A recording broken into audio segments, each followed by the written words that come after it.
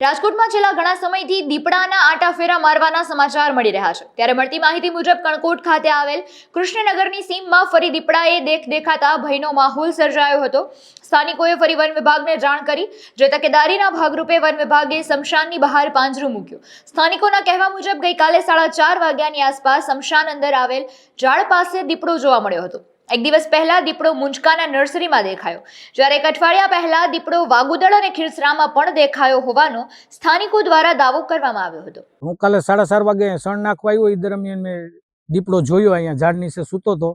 એટલે હું સીધો પછી નળી ફેંકીને સીધો વંડો ઠેકીને સામેની સાઈડમાં વયો ગયો સીધો અને રાયડું પાડી કીધું કોઈ હોય તો ધોળો લાકડી લઈને જનાવર છે અહીંયા।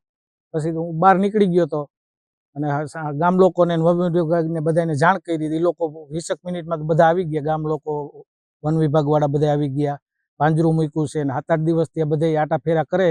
હવે પકડાઈ જાય તો સારું, નગર બધાને ડર બહુ લાગે, ખેતીવાડી વાળાને, માલઢોર વાળાને ને પકડાઈ જાય તો સારું છે। પેટ્રોલિંગ ના આ લોકો 24 કલાક આપણે એમાં કેવું પડે, એ લોકો અમે ગામ લોકો બધા બેઠા હતા, એ લોકો સવાર સુધી બેઠા, પાંજરું મૂક્યું, મારણ મૂક્યું હતું અને પેટ્રોલિંગ ઘણું કર્યું। એ લોકો લગભગ 15 થી 20 જણા આવ્યા હતા અને પેટ્રોલિંગ ગાડી લઈને કરતા હતા, હાલીને કરતા હતા, બધા પેટ્રોલિંગ ઘણું કર્યું, પણ એ લોકોને ક્યાંય જોવામાં નથી આવ્યો દીપડો। કાલે મેં જ જોયો હતો। રાતપાદી ત્યાં અહીંયા બધા આટા ફેરા કરે કે કોઈ કે વાગુદળ છે, કોઈ ખીરસરા કહે, કોઈ મુંજકા કહે। કાલે મેં અહીંયા જોયો, હવે એક દીપડો છે કે વધારે એ કઈ ખબર નથી પડતી, પણ મેં કાલે રૂબરૂ એક અહીંયા જોયો, બીજો તો નથી જોયો। એ હોય કે બીજો હોય બહુ ખબર નથી, બાકી એક મેં રૂબરૂ કાલે જોયો અહીંયા।